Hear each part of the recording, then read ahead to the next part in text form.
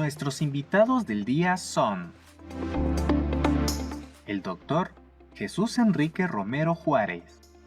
Él es licenciado en Pedagogía, maestro en Psicología Psicoanalítica y doctor en Psicoterapia Psicoanalítica. La maestra Yasniot Romero Villa. Ella es licenciada en Psicología Clínica, licenciada en Educación Básica, maestra en Psicología Clínica y maestra en Educación Especial. Y el maestro Carlos Jesús Alegría Rivera. Él es licenciado en Psicología y maestro en Educación Especial. Bienvenidos a iExpro Café.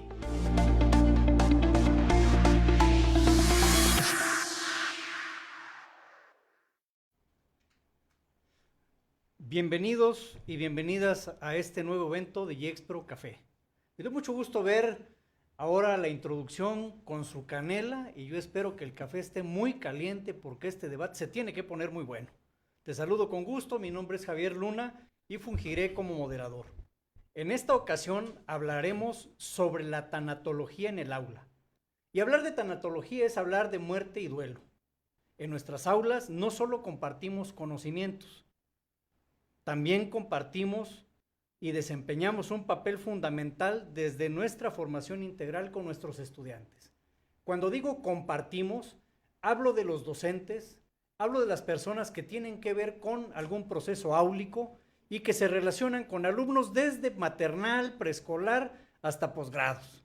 En todo momento puede haber muerte, desafortunadamente, y en todo momento atravesamos crisis de vida.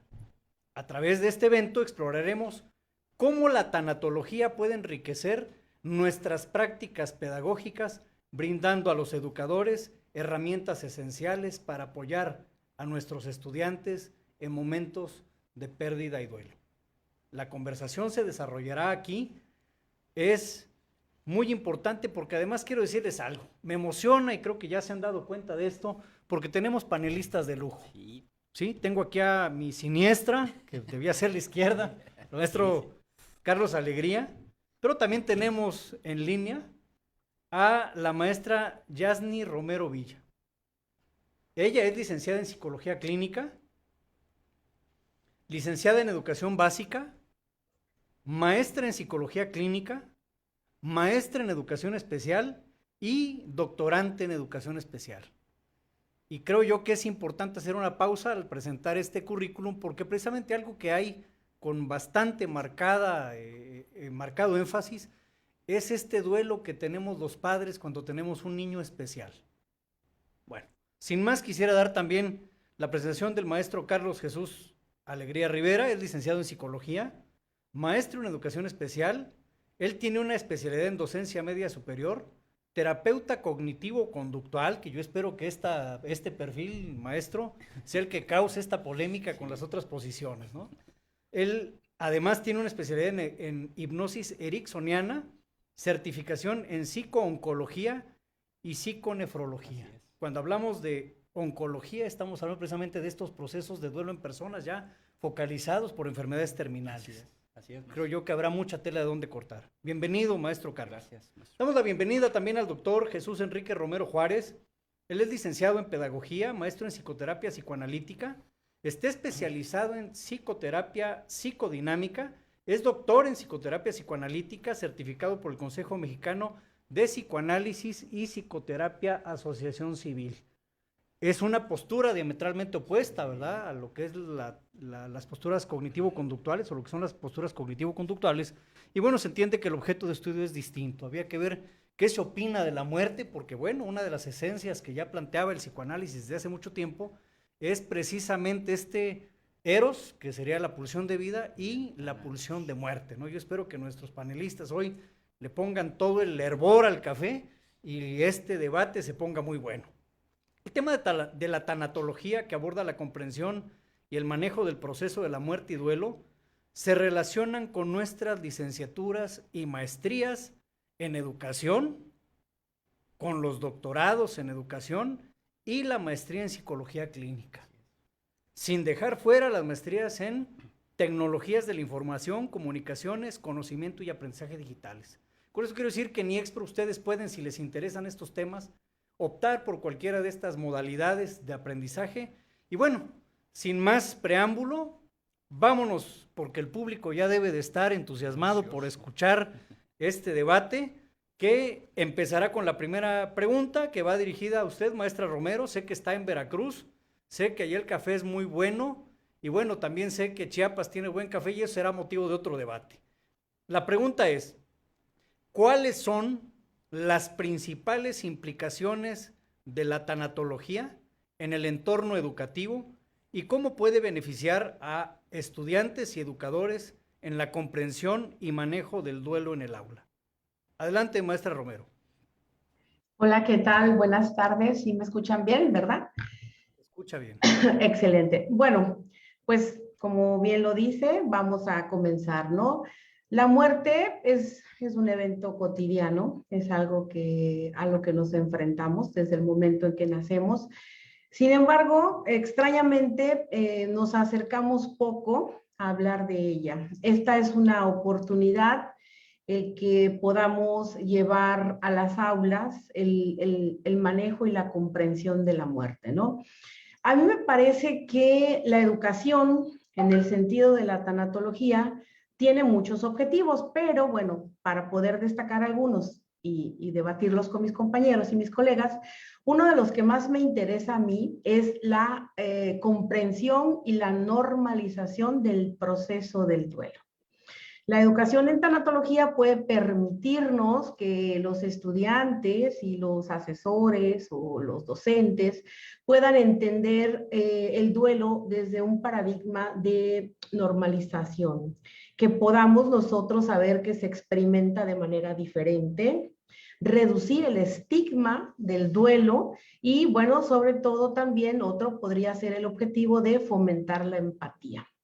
Los maestros, los docentes, los educadores podrían utilizar la tanatología para enseñarnos a todos a ser empáticos, a desarrollar habilidades de afrontamiento, comprender lo irreversible del proceso de la muerte, lo cercana que puede estar en cualquier momento, ¿no? A mí me parece que para los alumnos o para los estudiantes de cualquier nivel, la implicación de la tanatología tendría beneficios como incrementar su salud emocional, mejorar incluso el rendimiento académico, desarrollar habilidades sociales y entrenarnos en la gestión de estas emociones. Bueno, pues también puede ser un beneficio colateral. Reducir el estrés porque, bueno, a veces es muy incómodo, ¿no? Hablar de la muerte. Yo recuerdo que en muchas ocasiones alguien me ha dicho en consulta, es que sabes que, mira, llegué a la clase o llegué a la escuela y como se le murió la mamá a fulanito, pues no sabíamos qué decirle, ¿no? O como que todos estábamos incómodos de cómo poder abordar el tema, de cómo poder decirle mi sentido pésame, pronta resignación. Y algunos docentes también me han comentado, ¿no? No sé cómo manejar esto, no sé cómo hablar de la muerte o cuando a uno de mis alumnos se les muere su abuelita o sus padres o algo así. E incluso las mascotas, ¿sabes? También pueden generar una sensación incómoda con el manejo del duelo. Definitivamente creo que implicar la tanatología en el aula puede promover la salud mental, puede mejorar la preparación de nuestras habilidades de afrontamiento y bueno, pues ojalá que pronto quede esto inserto en muchas de las aulas a las que vamos a tener acceso. Gracias, Yasni. Nada más quisiera comentar el tiempo para que cada participante pueda responder. La respuesta a las preguntas es de 2 minutos aproximadamente y la réplica tendrá que realizarse. En algún momento vamos a cambiar el orden del juego, ya van a ver, se va a poner esto interesante, pero me gustaría recuperar ideas centrales. La primera es incrementar el afrontamiento, ver que la muerte es cotidiana, eso tiene que ver con la normalización y creo que además esta época de terminar octubre y empezar noviembre se presta porque parte de la cultura mexicana es hacer altares, es acercarnos a la muerte, pero tampoco tan en serio, ¿no? O sea, mientras no me toque a mí, mientras yo no sea el vulnerable, todo va bien. Entonces me gustaría ceder la palabra a maestro Carlos para que recupere si hay debate acerca de esta postura que tiene la maestra Yasni Otto. Incluso vamos a hacer un poquito más de eco a lo que comenta la maestra. Un saludo a todos. Antes que nada, igual es de mucho agrado el compartir tiempo y espacio con el doctor Luna, catedrático de prestigio aquí en la universidad, y los compañeros que hacen posible todo esto, principalmente también la doctora Tere Argueta, el arquitecto, nuestro coordinador y director general, don Miguel Nandayapa. Bueno, el tema, tanatología. Creo que en toda institución educativa lo que vamos buscando es la permanencia y el hecho de no solo se trata de mantener una matrícula, que los que ingresan, permanecen, egresan. A la par de lo que comentó la maestra, yo creo que también la función de la tanatología dentro del aula está en el acompañamiento, en la guía, en la asesoría. Hay algunas licenciaturas, por ejemplo, LIE, la inclusión educativa que nosotros ofrecemos como universidad, tienen una materia que se llama asesoría, acompañamiento y tutoría. Ajá. Y es parte de la función de la materia el dotar de herramientas, el dotar de cualidades a aquellas personas que estamos inmersos dentro de un aula, porque después de la pandemia el concepto duelo, el concepto muerte trascendió, en el sentido de que la muerte no debe ser vista como un suceso, sino que es un proceso. Nacimos para morir, estamos muriendo desde el momento en que nacemos, porque si no, no naciéramos. Ajá. La diferencia está en lo que nos enfrentamos en un salón de clases y los alumnos que llegan. Muchos alumnos llegan con sufrimientos, pero hay otros también que llegan con dolores, que son dos cosas muy diferentes. Dolor es un duelo, es parte de un proceso de pérdida, el cual ha transcurrido cierto tiempo y no ha sido manejado, no ha sido afrontado. Sigue en negación, evocando algunas palabras de la maestra Elizabeth Kubler, ¿sí? El sufrimiento, ese es el situacional y ese es el que muchas veces no nos permite asumir las pérdidas. Nosotros como sociedad muchas veces estamos más inmersos en un sufrir que en un dolor porque nos resistimos a creer que ya no está eso que nos abandonó. De hecho, la tanatología también dentro del aula implica no solo las muertes físicas, sino que también el acceso a un diagnóstico no favorable de un estado de salud. Podemos llegar a tener alumnos que durante su estancia se diagnostican en una enfermedad, que están a la vuelta de la esquina. Podemos ver alumnos que pierden el trabajo y parte del destino de los recursos que recibían en un lado les correspondía, pues bueno, asignarlo para cumplir con una colegiatura. Eso también es parte de la tanatología, ¿sí? El hecho de acceder quizás a un quemado, a una amputación y múltiples factores también situacionales más en donde los alumnos, muchos de nosotros estamos expuestos porque salimos de un lugar y llegamos a otro lugar. Entonces la tanatología es integral, la tanatología es holística y lo que vamos buscando es la permanencia, el acompañamiento, la guía y lo más importante, ¿no? Generar un ambiente de confort dentro del salón y cuidar esos estados situacionales que afectarían el rendimiento del alumno en su ámbito académico. Gracias, maestro Carlos. Le damos la palabra al doctor Romero. Algo que me gustaría recuperar de lo que han comentado ambos panelistas es precisamente este momento de pérdida. Y yo creo que ahí tiene mucho que abundar, doctor, porque pues el psicoanálisis, precisamente en este duelo, que tal vez no sé si hable de sufrimiento, pero sí de estas pérdidas, y tal vez pudiéramos abundar un poquito en el objeto, centrados en el aula, por supuesto, en este contexto, pues nos gustaría escucharlo. Son 3 minutos, recuerdo máximo. ¿No se escucha, doctor? ¿O yo no le escucho? Tiene apagado su micrófono, creo que está. ¿Ya me escuchan? Ahí le escuchamos. Adelante. Perdón. Bueno, quería complementar estas palabras tan acertadas que dicen mis colegas. La tanatología tiene, cuando pensamos en tanatología, pensamos casi inmediatamente en la muerte, que con la pandemia nos vino a descubrir que todos somos vulnerables, que no mueren nada más las personas viejitas y arrugaditas. Podrían morir otras personas, incluso muy, muy jóvenes. No nada más se refiere a eso, sino también a las pérdidas. Y ahí ninguno de nosotros se puede salvar. todos nosotros seguimos vivos, pero ninguno de nosotros se ha salvado de perder algo. Hemos perdido quizá una pareja, una mascota, un cambio de domicilio, un trabajo, y eso también implica hacer un esfuerzo para enfrentarnos a la nueva situación, ya que he perdido. Imagínense ustedes, nosotros trabajamos en ambientes universitarios, un joven universitario que recibe el diagnóstico de diabetes y que tiene que inyectarse insulina todos los días, va a enfrentar un proceso de sufrimiento y de duelo y ante el cual se tiene que adaptar. Y la experiencia muestra que las acciones de los docentes pueden contribuir notablemente a esa adaptación y a enfrentarse mejor a esos padecimientos que están tocando. Entonces, de lo que vamos a hablar aquí también es de las pérdidas, y de esas no nos salvamos ninguno de los que estamos aquí hablando, seguramente. Gracias, doctor. Vamos a continuar. Pues yo hasta ahora he escuchado que van en la misma línea los tres. Se trata de generar, pues, debate. Si no, pues no va a agarrar calor el café. Y bueno, se trata además de ver si curricularmente hablamos, pero estamos desde posturas bastante identificadas con nuestra profesión, que pudiera ser desde la psicoterapia, desde la especialidad. Pero ¿qué pasaría con aquellas personas que dicen, bueno, yo soy maestro rural, yo soy un maestro que, bueno, llevo varios años de servicio, pero mi formación es técnico, yo soy egresado de una normal, y de entrada yo no entiendo qué está pasando con la tanatología, yo no entiendo qué términos son esos de, por ejemplo, mencionar las fases, de hablar de más adelante de resiliencia, que lo vamos a tocar. Entonces, ellos estarían en una posición de poder brindar apoyo emocional. Un maestro, un pedagogo recién egresado, sin mucha experiencia, pudiera estar, sí, con la experiencia de vida de que hemos tal vez perdido alguna mascota, algún familiar, nos da las tablas para poder acercarnos a la gente y poder brindar al menos un hombro para que la gente vaya, se desahogue.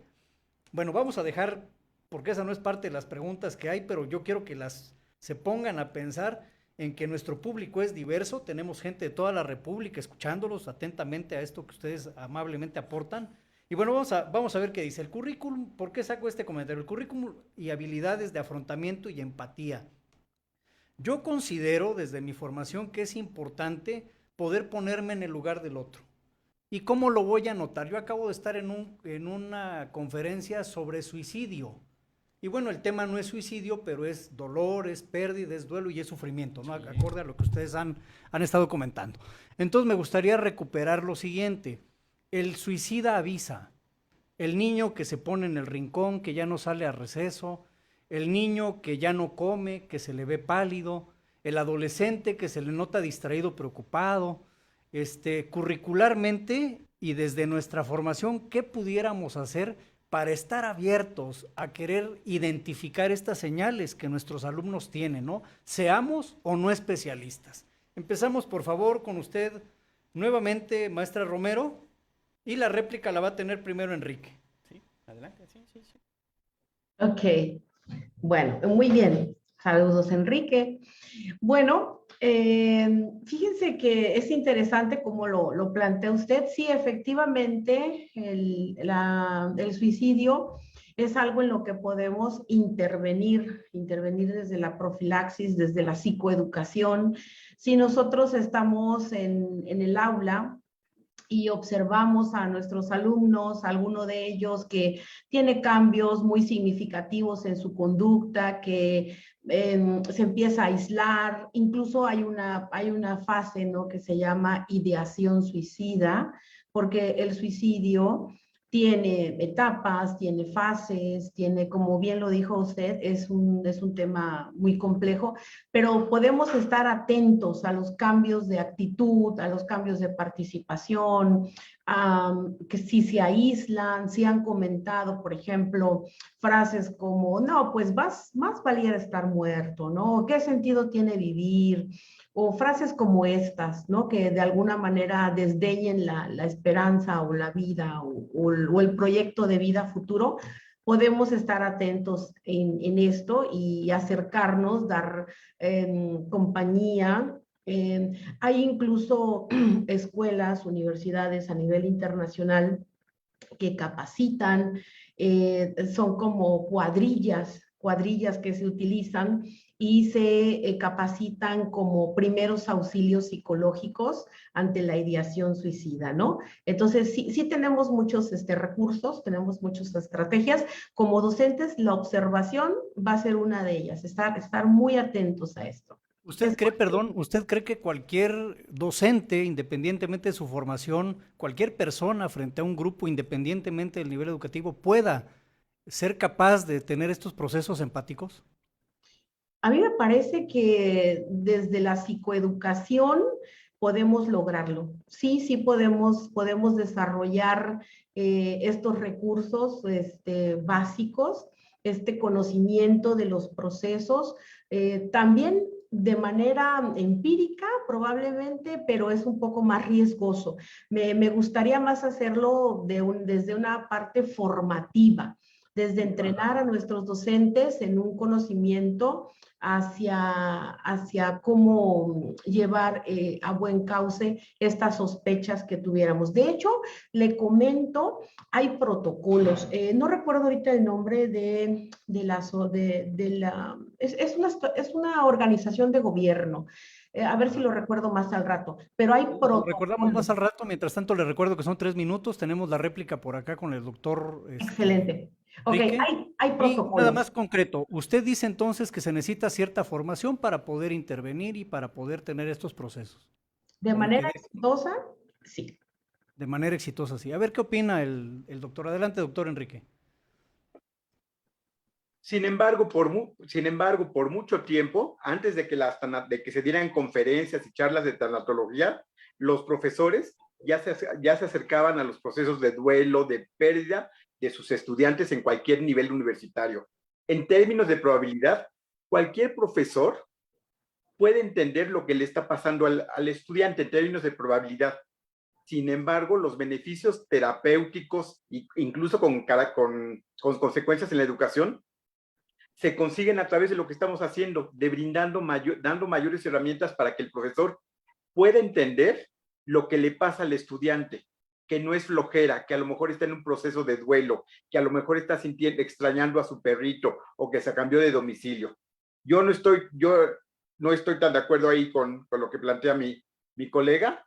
Creo que se necesita o si lo entendí bien, un proceso más profundo, pero es complicado porque el profesor está rebasado por las tareas académicas y administrativas, ¿eh?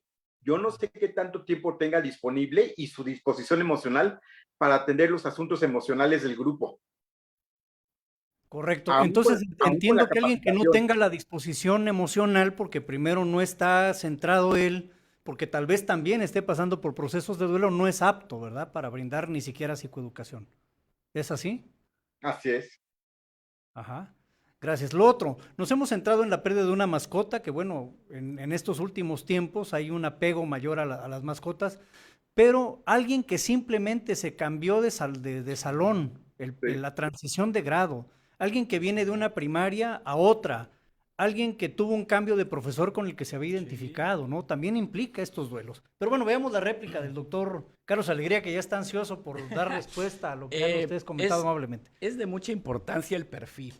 O sea, yo siempre he comentado de que los perfiles generan la calidad de la atención y la contención que se busca.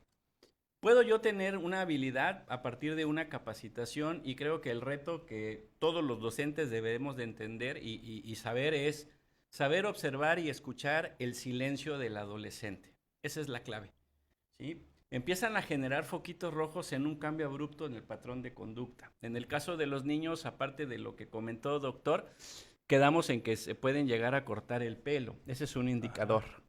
En el caso de los adolescentes, acceden al cutting. Ese es otro indicador también. Que es un poquito más difícil, doctor, porque son en partes que yo sepa no visibles. No visibles, pero por eso comentaba, el observar y escuchar el silencio del adolescente es muy importante. Labor del docente es identificar y de ahí tienes que canalizar y tienes que derivar. Por eso dentro de la tanatología hay 3 conceptos básicos, es SEA, simpatía, empatía, apatía, que son los 3 pilares a donde nosotros nos movemos. Si soy simpático, pierdo la objetividad y mezclo emociones, genero transferencias y contratransferencias, como dice por ahí el gremio psicoanalítico. Si soy apático, se murió mi abuelita, ya me vas diciendo que se ha muerto 5 veces tu abuelita, ya estás reprobado. ¿Sí? El clásico profe que asume esa actitud. Y la empatía es una habilidad de asertividad, es inteligencia emocional, trabajar desde el counseling, que es muy criticado, pero tiene su raíz en la terapia centrada en el cliente de Carl Rogers, y precisamente aborda el hecho de, ok, hagamos hombro, afrontemos, enfrentemos y luego confrontamos. O sea, que son las tres fases en un proceso de abordaje en una problemática. Tengo el problema. En un primer momento vamos a afrontarlo. Yo me pongo a la par del sujeto, del alumno, y vamos a ver, platícame. Y conforme me va diciendo, yo me voy poniendo a la par de él. Me pongo sus lentes para poder entender qué es lo que me está diciendo y por qué me lo está diciendo.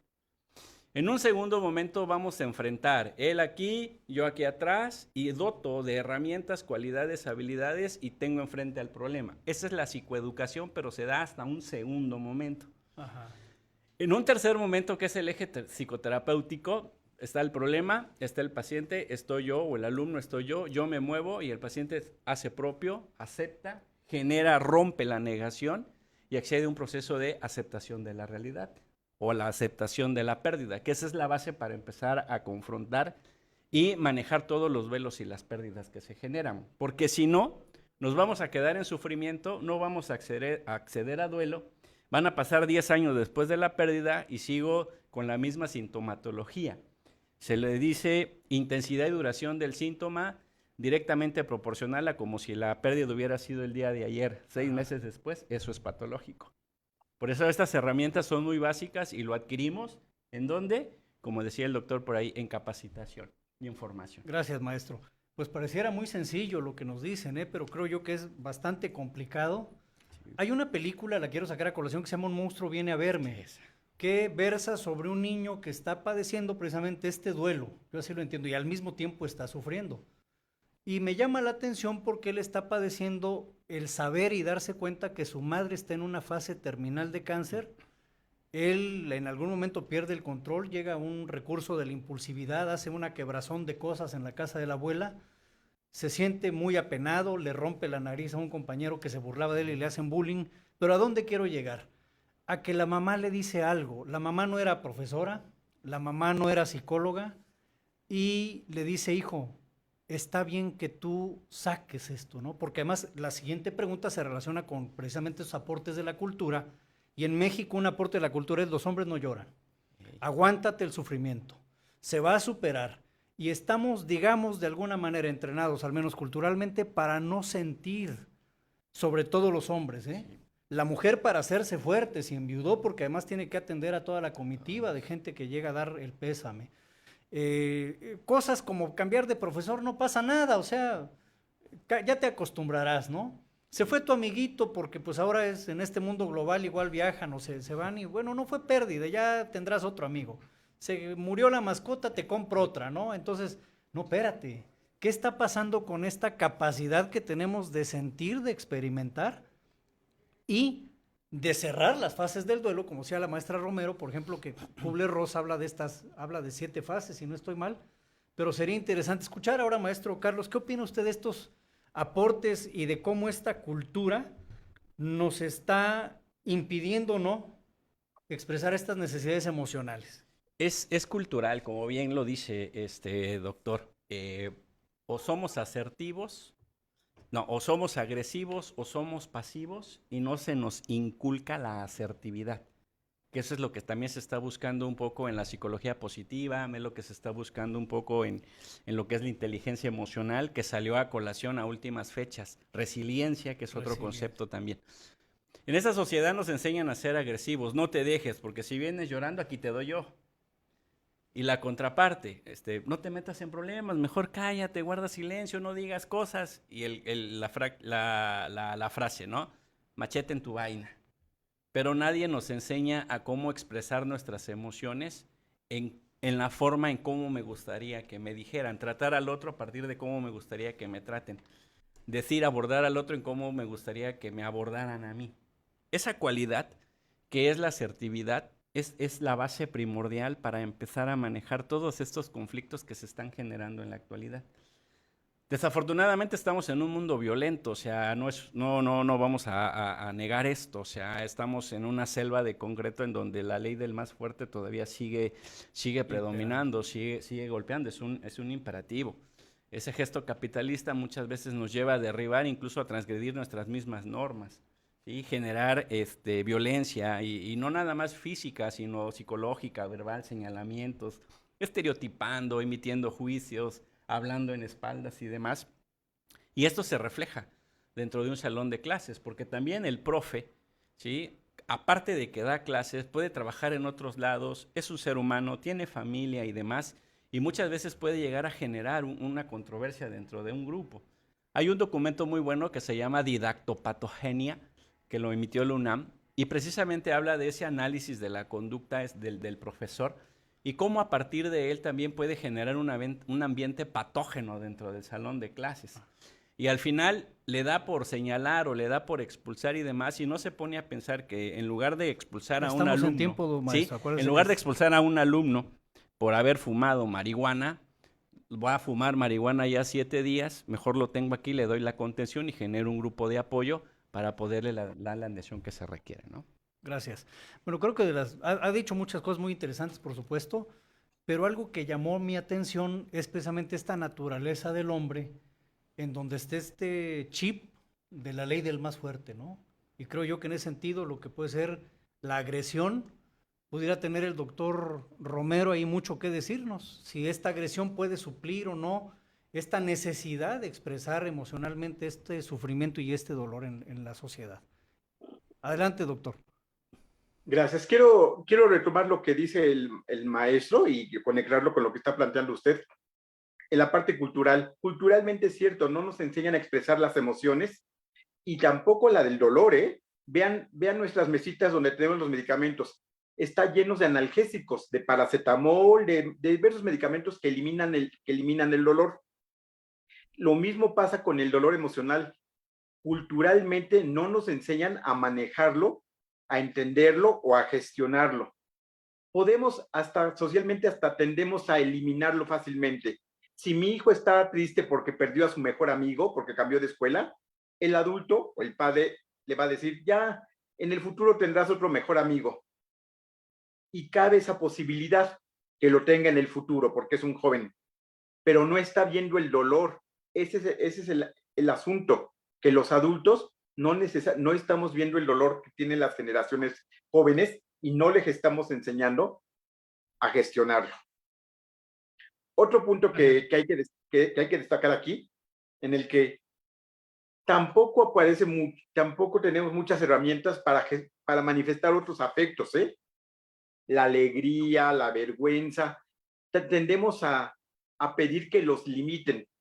En este aspecto, particularmente del dolor, quiero regresar a esto, que a alguien le duela la pérdida de su mascota, tiene un aspecto positivo. Te duele porque quisiste mucho a tu mascota. No nada más señalar el aspecto del dolor que no debe existir, sino que te duele porque es muy importante para ti, porque te ayudó mucho, porque también eso, el dolor nos puede dar, cuesta trabajo, no es rápido, pero también el dolor nos da una señal de que algo hicimos bien. Nos duele porque amamos a la persona, a la escuela, al compañero. Y otra cosa que también cuesta socialmente trabajo, ese dolor un día nos puede ayudar a crecer, pero como tenemos esta tendencia a eliminarlo o a no escucharlo, perdemos la oportunidad de que el dolor nos enseñe algo. Ya sé que no es el único método para aprender cosas, ¿eh? Hay otros métodos que no son el dolor, pero también el dolor puede darnos esa oportunidad en algunos momentos, maestro. Gracias, doctor. Adelante, doctora Romero, perdón, maestra Romero. Pues estaba yo pensando cuando hablaba Enrique y recordaba yo muchos de los casos de los pacientes infantiles con los que a veces trabajo y cómo poder tener un espacio seguro, cómo poder tener comunicación a veces con la escuela, ayuda mucho en este proceso, ¿no? Recuerdo que hace poco me decía un niño, es que no puedo llorar en la escuela. Y yo le decía, ¿por qué no puedes llorar en la escuela? No, porque mi maestra dice que no está permitido llorar. Entonces, imagínate lo difícil, ¿no? Es a lo que me refería, Yasmin, perdón. No sabemos autorizar que la gente puede tener dolor. Le damos un paracetamol emocional luego. Así es, de acuerdo contigo. Perdón. No, para nada, no, al contrario, es un placer trabajar contigo aquí. Entonces pensaba yo cuando reflexionábamos sobre qué tanto la cultura, ¿no? Retomando el hilo conductor que nos presentaba el coordinador del panel de hoy, qué tanto la cultura puede influenciar, definitivamente significativo. Cada cultura tiene sus ritos, sus rituales de manejar el duelo, la pérdida, el dolor, la aceptación y las emociones. Y me parece que retomando, insisto, en la psicoeducación, es como podemos salir de esto. Es cuando. Gracias, maestra. Pues muy interesante sus posturas. Yo veo que hay puntos de convergencia. Y bueno, me gustaría pasar a la siguiente pregunta. Yo espero que esta se ponga poquito más caliente y nos dé más elementos de debate. El maestro nos quiere hacer pelear. Eso observo. Quiero ver debatir, los quiero ver dialogar, los quiero ver entrarle al calor de la discusión, como decía Platón, para que a partir de esta mayéutica logremos sacarla, desentrañar las ideas esenciales desde los perfiles que ustedes tienen, que son muy interesantes, ¿no? Y que podamos justamente nosotros y quienes nos escuchen poder tener elementos de intervención, como decía aquí Carlos Alegría, hasta donde se nos ha permitido por nuestros perfiles, porque no se trata de que ahora el maestro vea el programa y ya se vuelva psicoterapeuta, ¿sí? No se trata de que si yo estoy pasando, aún siendo psicoterapeuta, por un proceso doloroso, yo esté también prestándome a brindarle apoyo a alguien, vamos a terminar hundiéndonos dos, entonces se trata de desde un punto de vista profesional asumir el papel que nos corresponda a cada quien. Bueno, decíamos hace un ratito que el alumno avisa. Ya no sé aquí el maestro Carlos que sí, avisan desde que se cortan, se callan, se aíslan. Un anciano, por ejemplo, que ha pasado muchos duelos, si uno pudiera pensar que ya está entrenado para el dolor, pues empieza por empezar a repartir sus cosas, ¿no? Y eso indica que está pasando por algo, tal vez se está preparando para partir. Entonces, dados estos elementos de duelo y estos avisos que nos dan las personas con las que convivimos y más en la cotidianidad de los entornos áulicos, pues nos gustaría saber qué ocurre con la no verbalización de los procesos. Ustedes decían hace rato, es que bueno, uno se acerca y escucha. ¿Y qué pasa si la persona, porque culturalmente está determinada así, no quiere hablar o no puede hablar? Yo escogí esta pregunta, doctor Enrique, para que usted la responda primero, porque creo yo que una de las curas que se proponen desde la visión psicoanalítica es el habla. Entonces, ¿qué pasa cuando la persona, cuando el alumno o el mismo maestro no quieren verbalizar, no quieren hablar? Adelante, doctor. Cuando la persona está en duelo y no tiene la posibilidad de expresar esas emociones, no le va a salir por la boca, por donde nos salen las palabras, pero le va a salir por la conducta. La persona en duelo quizá no lo va a decir que le duele, que extraña a la persona, que se siente rota internamente, que ya no tiene solución su vida. Quizá no lo va a decir, pero va a buscar otras formas en que lo va a decir. Vean estas, ese adulto en duelo, o ese joven en duelo, se va a llenar de trabajo, se va a llenar de alcohol, se va a llenar de conductas que lo ponen en riesgo. ¿Todo esto para qué? Para callar ese dolor interno. Por eso existe la psicoterapia, y cualquier psicoterapia tiene esta función: expresar lo que me está doliendo, me disminuye notablemente que yo tenga conductas de riesgo. Hay personas que se observa así bien directamente, la persona está sufriendo, no lo puede decir, y el contexto familiar o social en el que estaba tampoco se dio cuenta, porque el contexto familiar está ocupado, las tareas escolares, el dinero, la tintorería, los papás de ese joven también están rebasados de cosas y no se dieron cuenta. El joven no lo pudo expresar y el joven intentó suicidarse. a través de su conducta, lo intentó decir, pero es bien común que he escuchado estas expresiones donde, ¿dónde tienes la cabeza tú que trataste de suicidarte a los 15 años? Volvió a pasar lo mismo. El joven estaba dando un mensaje de dolor. Los adultos no supimos decodificarlo. Y entonces se salió a través de una conducta de riesgo, que también podría ser no solo conducta de riesgo así directa, sino llenarnos de trabajo. Los workahólicos andamos por ahí, andamos en no contactarnos con nuestros sentimientos y quizá con nuestros dolores pasados. Gracias, doctor. Quisiera yo entender a través de lo que usted dice que, y le vamos a dar pauta aquí a la maestra Romero, que de lo que usted habló en esencia es también esta negación, que es parte de una de las fases de las que habla Kubler-Ross. Y le quiero dar yo la palabra a la maestra Romero porque precisamente algo que caracteriza, y dado su perfil que es en educación especial, los padres, que caracteriza a los padres con hijos que tienen alguna discapacidad o que tienen alguna condición especial, es precisamente esta negación, es acudir a los servicios de educación especial y si no me atienden y me dicen que mi hijo va a ser normal, aunque tenga una parálisis cerebral evidente, por ejemplo, y yo no quiero afrontar esta pérdida, entonces me niego y en vez de verbalizarlo busco un especialista que sí sepa, porque seguramente usted no sabe y por eso me está dando un diagnóstico con un pronóstico desfavorable. Entonces me gustaría escuchar en esta sintonía de la negación, si puede haber o no debate y dar sus argumentos, por favor. Adelante, maestra. Gracias. Fíjate que me gusta este tema que me preguntas. Cuando nosotros tenemos un hijo, bueno, hacemos un introyecto, hacemos una estructura interna de lo que esperamos de este hijo, ¿no? Incluso le compramos juguetes antes de que nazca o empezamos a ensoñar con el nombre que le ponemos o si va a jugar fútbol o si va a ser intelectual o si va a ser, etcétera, ¿no? Cuando los hijos nacen y en base a las demandas del currículum, de la sociedad, de la edad o las demandas externas de los propios hitos del desarrollo, empezamos a descubrir que nuestros hijos tienen una condición individual o tienen dificultades de acceso al currículum o tienen alguna discapacidad. Sí, evidentemente es común, pero no es la regla, es común que muchos padres les cueste trabajo aceptar un diagnóstico.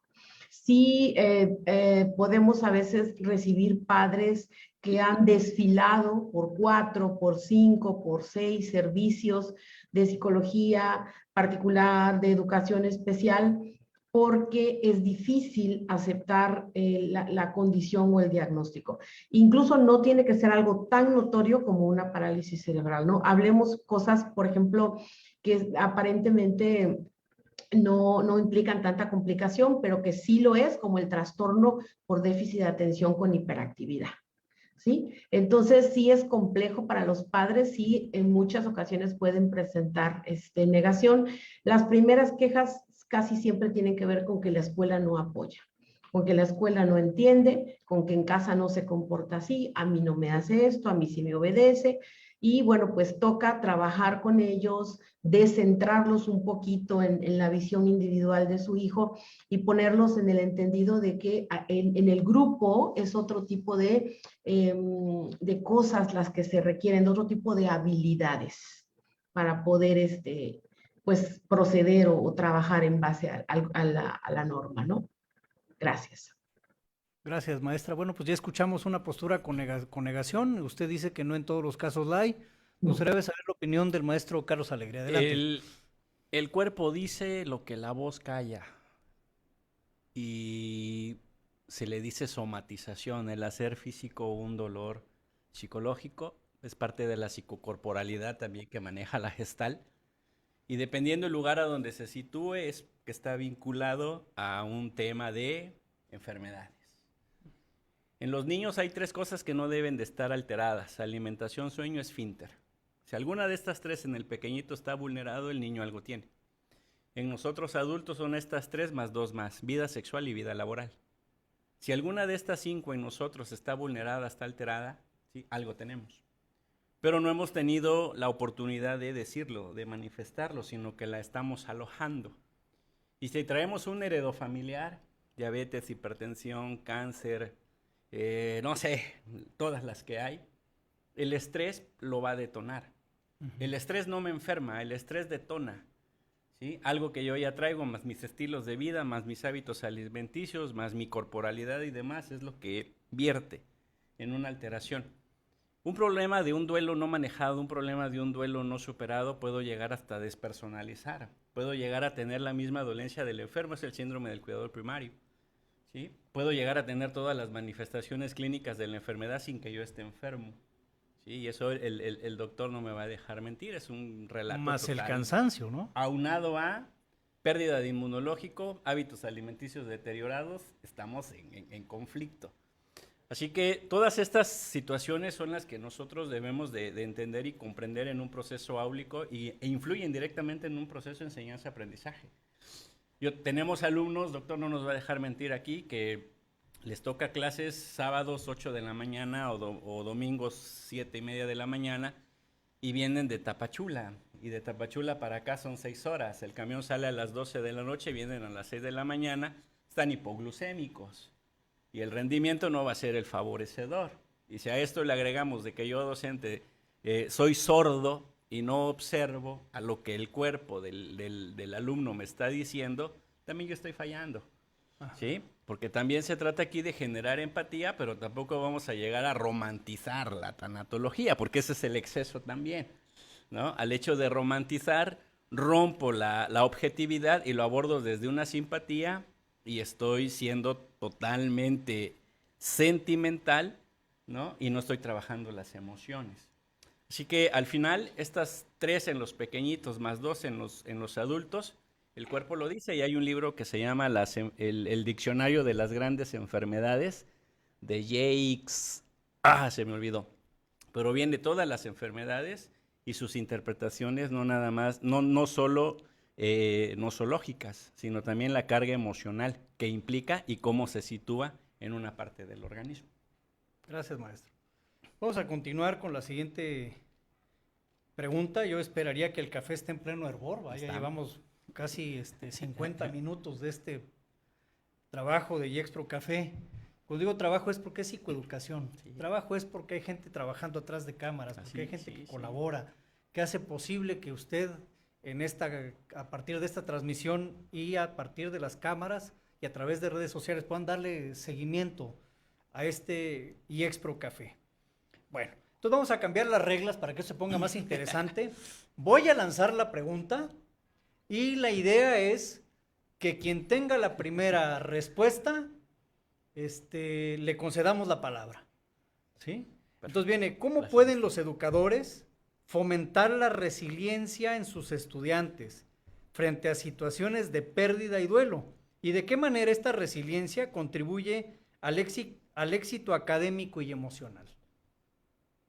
Estoy pendiente de la cámara, si una manita se levanta, por ahí, doctora, doctor. Le demos oportunidad. Ahí está, vuelvo a repetir. ¿Cómo pueden los educadores fomentar la resiliencia en sus estudiantes frente a situaciones de pérdida y duelo? ¿Y de qué manera esta resiliencia contribuye al éxito académico y emocional? Ahora, ¿Quién tiene la primera? Primero las damas. No. Bueno. Primero, cara. Pues igual le damos aquí que estamos, profe. ¿Quién tiene la respuesta a este asunto de la resiliencia? Pues no sé, ¿qué les parece si aquí? Adelante. Adelante. Con el ejemplo. Pues. Con el ejemplo, yo creo que ¿cómo puedo? Siendo ejemplo. O sea, yo no puedo venir a enseñar algo, yo no puedo venir a compartir algo, yo no les puedo venir a mis alumnos a decirles algo si yo no lo tengo, si yo no lo hago, si yo no lo ejecuto. Eso, doctor, lo pone usted muy difícil, ¿no? Porque, pues, digo, y si yo estoy pasando por una pérdida, ¿cómo voy a ser ejemplo? Es salud mental, reconociendo y diciendo, me pasó esto y estoy haciendo esto, me pasó esto, lo atendí acá. Y si yo como docente o como estar frente al grupo me quiebro y lloro enfrente de mi grupo, ¿es ser ejemplo o no es ser ejemplo? Esa es una parte de una catarsis, las cuales se trabajan fuera de un salón de clases y por eso la importancia del saber si yo estoy atravesando alguna situación de corte emocional. Ajá. Porque, por ejemplo, nosotros psicólogos no es que estemos exentos de la ansiedad, la depresión. La clave está en que eso también me lo puedo autoaplicar identificando que tengo indicadores. Si yo tengo indicadores y ya sé que algo me está pasando, ¿qué tengo que hacer? Buscar ayuda. En el ejemplo me refería más que nada a que yo puedo ser ejemplo en el hecho de decir, si algo tienes, ve ayuda. Porque a mí en algún momento atravesé, fui a ayuda y generé esto. ¿Sí? A mí en algún momento atravesé esto, acudí a ayuda y estoy esto. O lo que decimos la mayoría de los psicólogos ya cuando egresamos. Es que tú debes de ir a apoyo psicológico, le decimos a los alumnos, pero nosotros no vamos. Pero nosotros no vamos. Así que es desde el aula, o sea, cómo la resiliencia, cómo la habilidad de poder manejar nuestras emociones, de manejar nuestras pérdidas, de ser empático, el no venir a desquitar con los alumnos las pérdidas, los fracasos, los dolores que tengo desde casa, los conflictos que puedo llegar a tener en casa, reventar a los alumnos porque me fue mal en casa, porque discutí con mi pareja, por algo, pum, vengo y examen y todos tienen 5 y cállense y sálganse, o sea, eso no, al contrario, el ejemplo es, ok, trabajar resiliencia, trabajar emociones, trabajar inteligencia emocional y no nada más desde un ámbito personal, sino también desde un ámbito personal, no profesional, sino personal.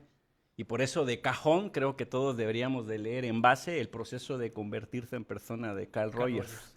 Antes de que seamos doctores, postdoctores, somos seres humanos y tenemos emociones. Como ciudadanos del mundo, ¿eh? Como Todos partes de un todo. Como partes de un todo, y esa sería la base para poder generar un ambiente armónico en un salón de clases. Gracias. Cualquiera de los dos que tenga la réplica, doctor Romero o maestra Romero.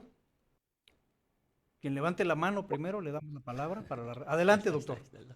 Hay otra forma de fomentar la resiliencia o cómo enfrentan los duelos nuestros jóvenes estudiantes, mostrándoles que ya son fuertes, que seguramente en el pasado ya tuvieron una adversidad, un evento doloroso y lo pudieron enfrentar y resolver. No hay por qué pensar dos cosas. No hay por qué pensar que llorar, estar con dolor es incorrecto o sea gente de gente débil. Al contrario, llorar es la capacidad de mostrar que estoy sufriendo y que no estoy pudiendo en este momento con esa situación.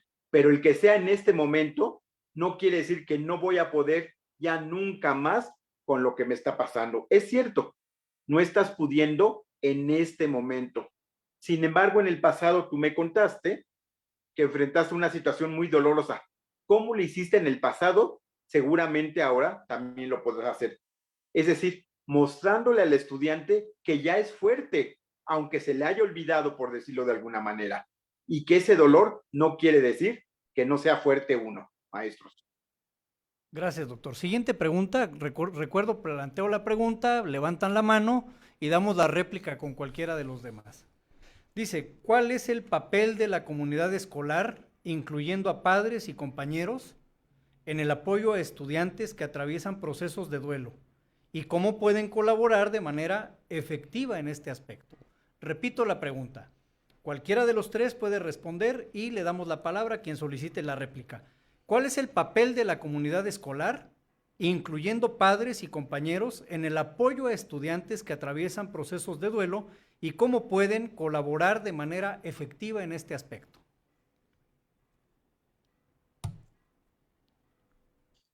Bueno, ¿Quién dice yo para la respuesta? Adelante, maestra Romero. bien.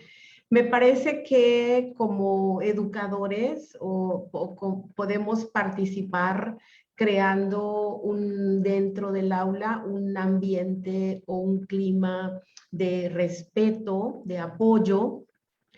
Podemos nosotros desarrollar algunas estrategias de comunicación con los padres de familia, establecer redes de apoyo donde la solidaridad, el respeto a la diferencia pueda permitirnos ser inclusivos y comprender que todos manejamos diferente las pérdidas o diferente el dolor.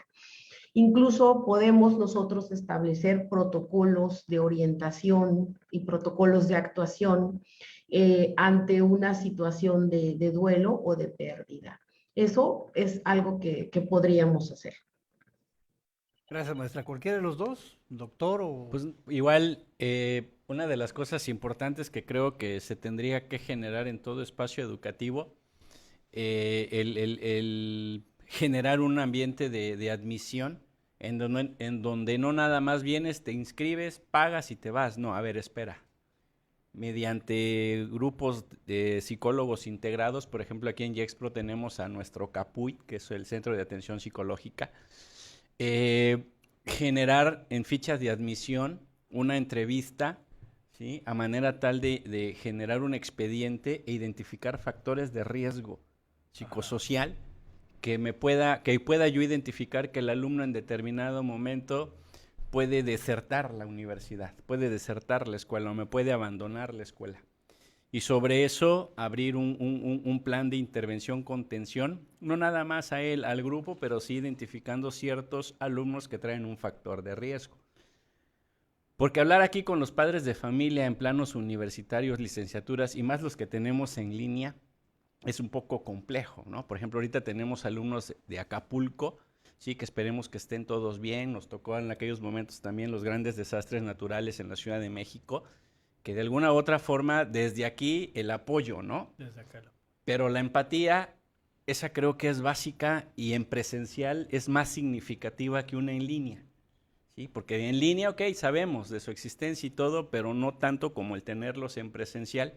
Y aquí en presencial eso se podría empezar a implementar. Ahora, padres de familia en los niveles básicos, ¿sí? Preescolar, primaria, secundaria, el tener acercamiento a los padres y el generar un programa de entrevista, el abrir programas de capacitación, grupos psicopedagógicos, academias, grupos de autoayuda dentro de las mismas instituciones, podrían favorecer enorme para prevenir factores de riesgo. Es aquí a donde vamos, o sea, ¿para qué atender el suicidio si lo puedo prevenir? O sea, ¿para qué atender la cocaína si lo tengo que prevenir? O sea, porque nosotros trabajamos en ese primer encuentro, o sea, en la prevención.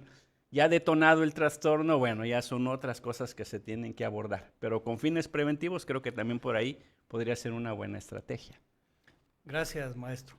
Bueno, pues estamos por llegar al final. No llegamos todavía, hay que hacer un proceso de conclusiones. Le vamos a dar 2 minutos a cada panelista para que haga conclusiones personales de los temas vistos el día de hoy.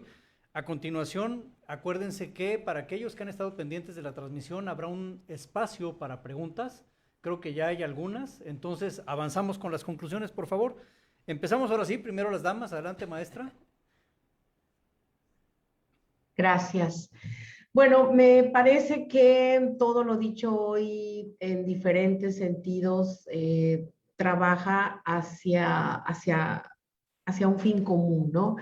Cultivar la cultura de la empatía, cultivar la cultura de la compasión, del respeto a las diferencias, conocer los ritos y rituales en torno a la muerte, a los diferentes tipos de pérdidas que pueden existir, los procesos que pueden tornarse complicados, como el duelo complicado, como la parte de negación que a veces se instala y es bastante difícil luego de salir de esa etapa. Me parece que todo tiene que ver con la proyección de que podemos hacer de este tema en la educación, ¿no? La tanatología no es algo que sea la única opción, pero es una opción viable en la cual podemos nosotros fomentar la capacitación, la psicoeducación y utilizarla a favor de nuestros alumnos en cualquiera de los niveles que estemos trabajando. Gracias. Gracias, maestra. 2 minutos, doctor Romero. Yo quiero ver, toda la conversación se fue entre nosotros a... Yo me preguntaba si nos daremos cuenta del paquetote que tenemos los docentes actualmente. No nada más en la parte de la formación académica, sino también en la parte de integral, la persona, el estudiante que está con nosotros, no nada más es academia o conocimientos, sino también tiene necesidades emocionales, por lo menos, y a lo mejor espirituales y un montón de cosas. nos estaremos dando cuenta del paquete que tenemos de la formación de estudiantes, de gente joven. Y fíjense, esta tarea se hace todavía más complicada cuando tenemos el paciente a distancia, porque cuando lo tengo en el salón de clases, quizá pueda darme cuenta que el paciente, el alumno Luis, que siempre es tan participativo, ya lleva 3 semanas que no habla. Y entonces yo puedo acercarme o pedir que trabajo social o psicología hable con él. Pero cuando estamos a distancia, está canijo el manejo integral, ¿eh?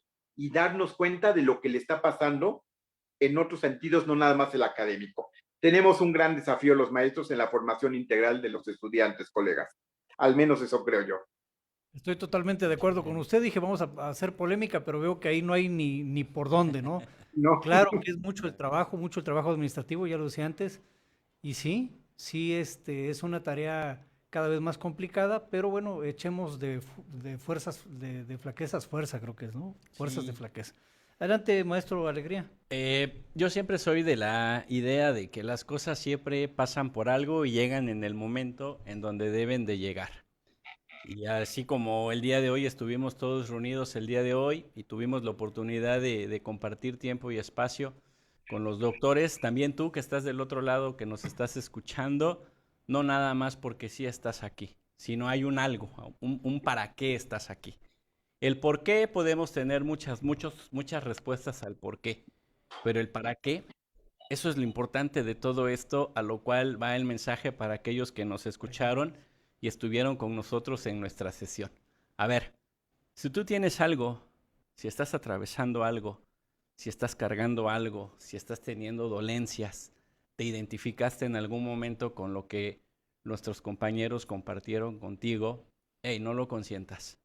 Hey, hay que atenderse, ¿no? La vida es tan corta y la muerte tan segura de su triunfo que nos da toda una vida de ventaja. De ventaja. Así que hay que aprender a vivir el ahora.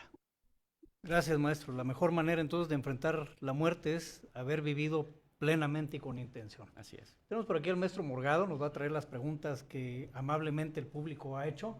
Gracias, maestro, él es el coordinador de psicología clínica. Y bueno, pues están invitados a cursar esta maestría. Muchas gracias, maestro. Silvia Ramírez nos dice, cuando es el docente el que está en duelo, ¿cómo podemos hacer para no transmitir estos sentimientos a los niños? Esta pregunta, cualquiera de los tres la puede responder, maestro Alegría, doctor Romero o maestra Romero. Repito, gracias Silvia por participar. Cuando es el docente el que está en duelo, ¿cómo podemos hacer para no transmitir estos sentimientos a los niños?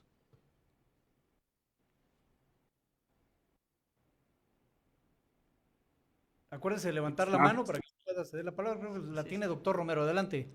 Está desafiante la pregunta, ¿eh? Porque nos hace pensar que para que el maestro pueda cumplir sus funciones formadoras, educativas adecuadamente, él también debe estar bien. Si no, algo va a salir mal en ese proceso. ¿Qué podemos hacer? Así como hace rato les propuse que estemos pendientes de las necesidades afectivas de los estudiantes y por qué Luis, que siempre es tan hablador, ahora está callado y haga yo ante esta señal que ya detecté. Sería ideal que también los profesores tuvieran un espacio, un salón de, no sé, pues estoy inventando, un pizarrón donde pueden expresar sus quejas. Aunque nadie las lea, pero que tengan la capacidad de expresar entre colegas sus molestias, su dolor, que puedan gestionar toda esta parte, ¿eh? Y sería todavía ideal que hubiera un equipo psicológico que también estuviera pendiente, porque eso no lo he visto mucho, ¿eh? Los equipos psicológicos están pendientes de los estudiantes, pero estarán pendientes de cómo están los docentes, es a lo que voy. Estar pendientes también del desempeño emocional de los profesores. Gracias, doctor. Siguiente pregunta la hace Miriam Ramírez. ¿Qué pasa cuando el duelo es por una separación de matrimonio de muchos años? Digo, el duelo no nada más respecto a la muerte, sino en este sentido de la separación de una relación, yo entiendo en la que hubo además convivencia sana, ¿no? Porque cuando la convivencia ha sido mala, yo la respuesta la puedo dar, es un gran alivio, no hay duelo, ¿verdad? Sí. Entonces, cualquiera de los tres, de preferencia maestra o Sí, la maestra. maestro Carlos Alegría. ¿Qué pasa cuando el duelo es por una separación de matrimonio de muchos años? Digo, el duelo no nada más respecto a la muerte. Claro. Bueno, era lo que hablábamos hace rato, ¿no? Que toda pérdida implica un proceso tanatológico. Cuando tienes una separación, un divorcio o se fractura tu relación de pareja, tienes que enfrentar pérdidas significativas.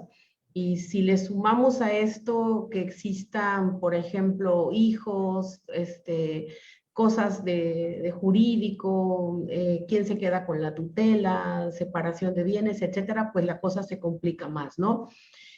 ¿Qué pasa? Bueno, necesitamos acompañamiento. Existe una forma menos desestructurada de salir del dolor. ¿Va a doler? Sí, sí va a doler, sobre todo si es una relación significativa o que ha llevado muchos años de trabajo, pero necesitamos un proceso de acompañamiento para poder trabajar las pérdidas que esto va a generar y también para poder reestructurarnos en una nueva etapa de nuestra vida, en una nueva forma de proceder en el día a día. Y bueno, si hay hijos, pues tomar acuerdos, ¿no? Enrique quiere la palabra. Doctor, creo que quiere participar, adelante. Sí, quería me permito hacerte una aclaración. Aunque la pareja se lleve mal, la separación va a doler. Claro. Uno pensaría que me llevo muy mal con mi esposa y ya me libré de esta señora, al fin, qué feliz soy. No, no es así separarse no es fácil. Quizá puede ser necesario y ya todo el mundo decía qué bueno que se separó. Pero dado que uno no se casó pensando en que se iba a divorciar luego, hay una pérdida de la expectativa de lo que pudo ser, ¿eh? Claro. Bueno, de eso se trata, precisamente de ir cerrando aún en esta etapa final con polémica, ¿no? Polémica. Puede doler, cada pareja es diferente, cada individuo es diferente, y yo solamente agregaría algo, atrévanse a vivir el dolor, no hay que tomar ansiolíticos, no hay que tomar antidepresivos, si consultamos tal vez con algún especialista es lo primero que van a hacer, la recomendación siempre es vivir el duelo. Sí, Sí, de hecho, dicen por ahí pues que el dolor es inevitable, pero el sufrimiento es el opcional. Lo dice Frankl, ¿no? Víctor Frankl. Y lo retoma, es un principio budista también por allí. Bueno, vamos a ver con Rosario Sánchez, podrían orientar cómo acompañar a un alumno que será operado de sus piernas y le pondrán prótesis. Dentro de la psiconefrología hay un apartado, un módulo que se llama Manejo Integral del Paciente Amputado, en donde nos enmarcan que es muy diferente a que te amputen los brazos y las manos a las extremidades inferiores, piernas. Y dentro de las piernas, de la rodilla para abajo, hay un mejor prospecto para adherencias a prótesis y tratamiento a de la rodilla para arriba, porque son las articulaciones. En el caso de las manos es porque externamos afecto. ¿Sí? En este sentido, la clave de todo está en la reestructuración cognitiva. Generar en el alumno el hecho, en esta pregunta en específico, el educar, el hacerle conciencia, el sensibilizar, el por qué se va a hacer esta cirugía, cuáles son los beneficios, cuáles van a ser las opciones, ¿sí? Prevenir el dolor del miembro fantasma y cuidar la autoestima. Te puedo poner escenarios. Recién en el hospital Gilberto Gómez Maza de por acá, teníamos un paciente diabético, lo atropelló el carro, fractura expuesta extremidad inferior izquierdo, ¿sí? Y pues no hubo sanidad, tuvieron que amputar. Pero en el momento de la amputación nos tocó hacer todo el acompañamiento al paciente y se fue sensibilizando al paciente sobre la importancia que tenía la amputación, porque si no, yo le decía a él, ¿no? Porque si no va a ir avanzando y en lugar de cortar hasta acá, puede llegar a perder hasta la vida. Y fue todo el acompañamiento, se trabajó medicina interna, se trabajó paliativos, generamos sesiones de sensibilización sistemática, trabajamos reestructuración cognitiva, creencias nucleares, pensamientos automáticos, y ahí está. Ahorita el paciente tiene buena aceptación, está adherido a prótesis y está llegando a su sesión de hemodiálisis, que se tuvo en un momento la amenaza de que iba a dejar la sesión de hemodiálisis porque ya sin ese pedazo de su cuerpo ya no tenía sentido vivir. Pero sí, el acompañamiento es básico y generar psiconefrología o acceder a manejo integral del paciente amputado, podrías tener más herramientas en específico ahí. Gracias, maestro. Última pregunta, agradeciéndole a la gente que amablemente nos escucha, nos ve a partir de las transmisiones o en las grabaciones, recordarles que esto se queda anidado para posteriores consultas y que ustedes puedan nutrirse de estas charlas que tenemos con especialistas de lujo, como decíamos al principio, doctor Romero, maestra Romero y maestro Carlos Alegría. Última pregunta, Liliana Lorena, ¿qué se vuelve patológico al no vivir o superar el duelo? Cualquiera de los tres la puede responder. ¿Cuándo es patológico no superar el duelo? El miedo. ¿Cuándo? Cuando te imposibilitas en los 3 puntos que te había comentado, más los 2, cuando somos adultos, ¿sí? Cuando ya tienes dificultades para dormir o te la pasas letárgico todo el día. Cuando empiezas a tener problemas en el esfínter, o vas en demasía o dejas de ir. Cuando tienes trastornos en la alimentación, dejas de o te vas a los atracones. Cuando te empiezas a refugiar en el trabajo o dejas de ir al trabajo. O empiezas a exacerbar una vida sexual o inhibes una condición sexual.